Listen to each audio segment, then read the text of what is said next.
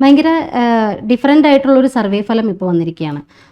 ഇതിൽ എന്താ പറയുക, ബി ജെ പിക്ക് കുറച്ചും കൂടി ബാക്കി എല്ലാ സർവേ ഫലങ്ങളെക്കാളും കുറച്ചും കൂടി മുൻതൂക്കം കൊടുത്തുകൊണ്ടുള്ളൊരു സർവേ ഫലം വന്നിരിക്കുന്നു. ഇതിനെങ്ങനെയാണ്, ഇത് പോസിബിൾ ആയിട്ടുള്ളൊരു കാര്യമാണോ? ഒന്നാമത്തെ കാര്യം, ഈ സർവേ എത്രത്തോളം ഒതൻറ്റിക് ആണെന്നുള്ള കാര്യമാണ്. കാരണം എനിക്കിത് കേരള ബേസ്ഡ് ആയിട്ടുള്ള ഒരു ഓർഗനൈസേഷനായി തോന്നുന്നില്ല.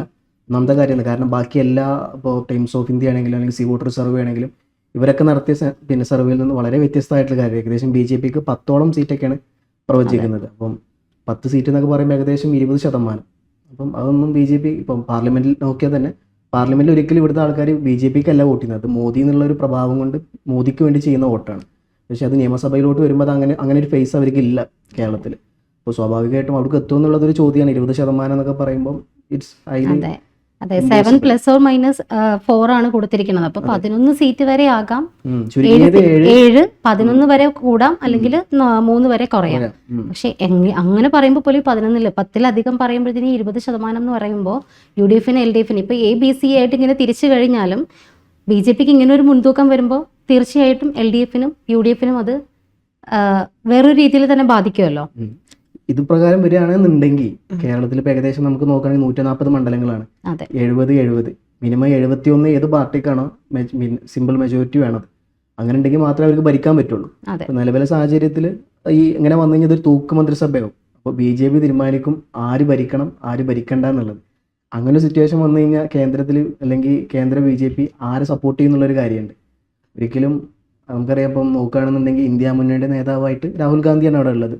ഇപ്പോൾ പാർലമെന്റിലെ പ്രതിപക്ഷ നേതാവാണ്, ഇന്ത്യ അലയൻസിൻ്റെ നേതാവാണ്. ഒരിക്കലും അപ്പം കോൺഗ്രസുമായിട്ടുള്ളൊരു ബി ജെ പി ഇങ്ങനെ വരികയാണെന്നുണ്ടെങ്കിൽ, വരാനുള്ള സാധ്യതകൾ വളരെ കുറവാണ്. വരികയാണെന്നുണ്ടെങ്കിൽ ഒരിക്കലും കോൺഗ്രസിനെ സപ്പോർട്ട് ചെയ്യില്ല. പിന്നെ ഉള്ളത് ചോദ്യമാണ്, പിന്നെ ആർക്ക് എന്നുള്ള സാധനം. സ്വാഭാവികമായിട്ട് പിന്നെ അവിടെ കിടക്കുന്നത് ഇടതുപക്ഷമാണ്. ഇടതുപക്ഷമായിട്ട് ചേരുമോ എന്നുള്ളത് അറിയില്ല. ഇൻ കേസ് ചേർന്ന് കഴിഞ്ഞാൽ ഇന്ത്യ മുന്നണിയിൽ നിന്നും ഇടതുപക്ഷം പുറത്തു പോകേണ്ട അവസ്ഥയും വരും. അപ്പം അങ്ങനെയാണെന്നുണ്ടെങ്കിൽ ബി ജെ പി ഈ പറഞ്ഞ പോലെ CJP കമ്മ്യൂണിസ്റ്റ് ജനതാ പാർട്ടി എന്നുള്ളൊരു പാർട്ടി ഫോം ചെയ്യോ ഇല്ലയോ എന്നുള്ളതാണ് മറ്റൊരു കാര്യം. ഉറപ്പായിട്ടും ഈ പറഞ്ഞതുപോലെ ഇപ്പോൾ ഫവാസ് പറഞ്ഞു നിർത്തിയ പോയിന്റ് അങ്ങനെ ഉണ്ടാവുകയാണ് എങ്കിൽ ഈ പറയുന്ന CPM-ന് ഇന്ത്യ മുന്നണിയിൽ നിന്ന് പുറത്തു പോരേണ്ടി വരും. അത് ആ പറഞ്ഞു വെക്കുന്നത് തന്നെ കൃത്യമായിട്ടും ഈ പിണറായി വിജയൻ നയിക്കുന്ന CPM-ന്, ഇപ്പോൾ നമ്മുടെ കേരളത്തിൽ പിണറായി നയിക്കുന്ന CPM-ന് BJP പറഞ്ഞു കഴിഞ്ഞാൽ ഇന്ത്യ മുന്നണിയിൽ നിന്ന് പുറത്തു പോരേണ്ടി വരും.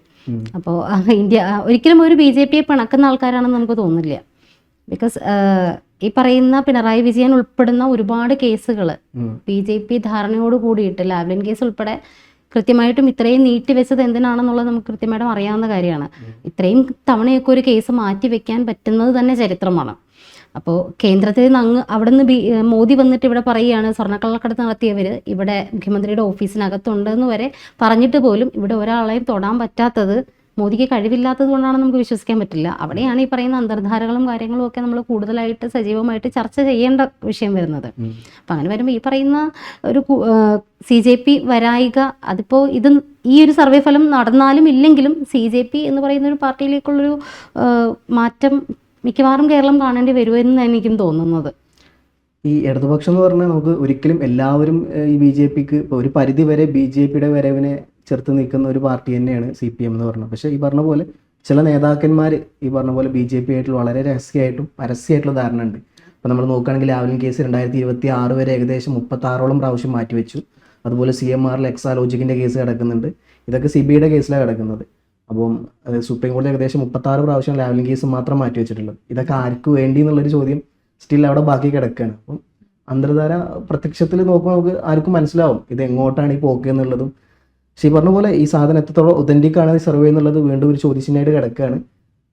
ഈ സർവേ ഫലം നമ്മളിപ്പോൾ സർവേ കാണുമ്പോൾ നമുക്ക് ഒട്ടും കേരളവുമായിട്ടൊരു ബന്ധമില്ലാത്ത ആൾക്കാരുണ്ടാക്കിയ ഒരു സർവേ പോലെയുണ്ട് ഇത്. മൊത്തത്തിൽ ഇവരുടെ ഒരു ഇപ്പോൾ ന്യൂസ് ചാണക്യ കൊടുക്കുന്ന അല്ലെ ടുഡേ ചാണക്യ കൊടുക്കുന്ന ഒരു സർവേ എന്ന് പറയുന്നത് വേറെ സംസ്ഥാനങ്ങളുടെയാണല്ലോ. അപ്പം അവിടെ നല്ല രീതിയിൽ കൃത്യമായിട്ട് പ്രവചിക്കാൻ പറ്റിയത് ഒരുപക്ഷെ അവർക്ക് അവിടെ കൃത്യമായിട്ടുള്ള പാഠങ്ങൾ ഉണ്ടാവാം. പക്ഷെ കേരളത്തിൻ്റെ ഇപ്പോഴത്തെ ഒരു സ്ഥിതി വെച്ചിട്ട് ഈ സർവേ ഒരിക്കലും വിശ്വാസയോഗ്യമായിട്ട് തോന്നുന്നില്ല. ഒന്നാമത്തെ കാര്യം ഇതിൽ മറ്റൊരു കാര്യം എന്താണെന്ന് വെച്ച് കഴിഞ്ഞാൽ 2024 ഇപ്പോൾ BJPക്ക് ഒരു സീറ്റ് കിട്ടിയവർക്ക് തൃശ്ശൂരിൽ ലോക്സഭ, കേരളത്തിൽ ആദ്യമായിട്ട് ലോക്സഭ കിട്ടിയ 2024 സുരേഷ് ഗോപിയിലൂടെയാണ്.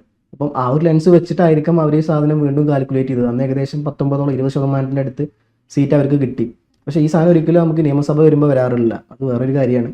പക്ഷേ പിന്നെ ഇതിൽ മറ്റൊരു കാര്യം എന്താ വെച്ച് കഴിഞ്ഞാൽ അന്ന് ഒരുപാട് ക്രിസ്ത്യൻ വോട്ടുകൾ ഈ പറഞ്ഞ പോലെ BJP-യിലോട്ട് പോയിട്ടുണ്ടായിരുന്നു. അതിനുശേഷം ഇപ്പം നമ്മൾ ഈ 2026 നിയമസഭയിലോട്ട് വരുമ്പോൾ ഈ FCRA നിയമം വരുന്നത് നമ്മൾ ഇലക്ഷൻ നടക്കുന്നതിന് വെറും 3 ദിവസങ്ങൾക്ക് മുമ്പെയാണ്.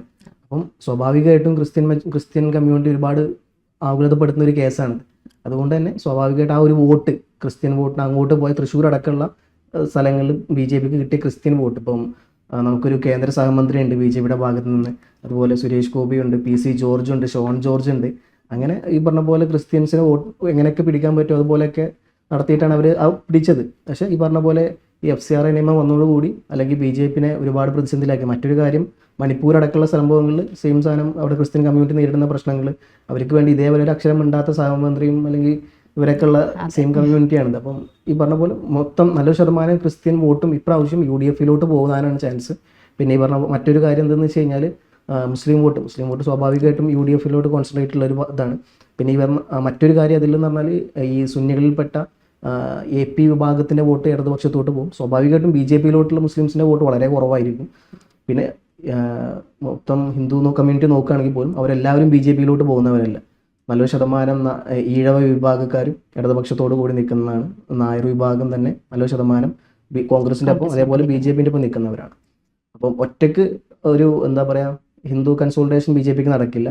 ക്രിസ്ത്യൻസിൻ്റെ വോട്ട് കൂടി അത് വേണം.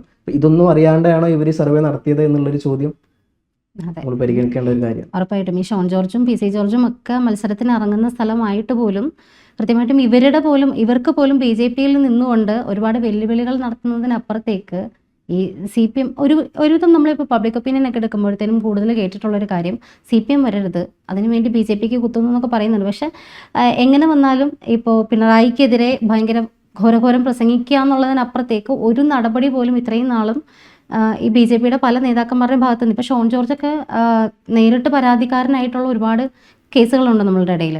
അതിലൊന്നും തന്നെ യാതൊരു ആളുകളുടെ കണ്ണിൽ മണ്ണിട്ടങ്ങ് പോകുന്നതല്ലാണ്ട് അതിനപ്പുറത്തേക്കൊന്നും നടക്കുന്നുമില്ല.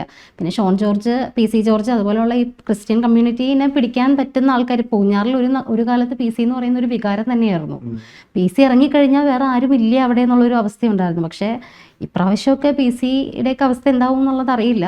എന്തായാലും ഈ പറയുന്ന സർവേ ഫലം എന്തുകൊണ്ടും അത്ര അങ്ങോട്ട് നമ്മൾ വിഴുങ്ങാൻ പറ്റുന്നൊരു അവസ്ഥയിലല്ല ഇപ്പോൾ നിൽക്കുന്നത്. ടുഡേയ്സ് ചാണക്യ പറഞ്ഞതിനപ്പുറത്തേക്ക് ബാക്കി ഒരു സർവേ ഫലങ്ങളുടെയും അയലത്ത് പോലും വരാത്ത രീതിയിലുള്ള ഡിഫറൻസ് ഉണ്ട് ഇത് തമ്മിൽ. അപ്പോൾ പറഞ്ഞതുപോലെ വരികയാണെന്നുണ്ടെങ്കിൽ തൂക്കുമന്ത്രിസഭ എന്ന് പറയുന്നൊരു അതിലേക്ക് ചിന്ത പോകണം എന്ന് എനിക്ക് തോന്നുന്നില്ല. ബിക്കോസ് ഈ ഒരു സർവേയോട് നമ്മൾ യോജിക്കാത്തിടത്തോളം കാലം തൂക്കുമന്ത്രിസഭ എന്ന് പറയുന്നൊരു വിഷയത്തിലേക്ക് ഇനി ചർച്ച പോകണോ എന്നുള്ളതറിയില്ല. പിന്നെ ഇനി അങ്ങനെ വരികയാണെങ്കിൽ ഫവാസ് പറഞ്ഞതുപോലെ തന്നെ കൃത്യമായിട്ടും CJP എന്ന് പറയുന്നൊരു പാർട്ടിയിലേക്ക് ചിലപ്പോൾ മാറ്റപ്പെട്ടേക്കാം. ഇന്ത്യ മുന്നണിയിലേക്ക് നിന്ന് ആരൊക്കെ പോരും എന്നറിയാം, BJP ആർക്ക് സപ്പോർട്ട് ചെയ്യും, അങ്ങനത്തെ ഒരുപാട് ചോദ്യങ്ങൾ ഇതിന് പിന്നാലെ കിടക്കണുണ്ടാവാം.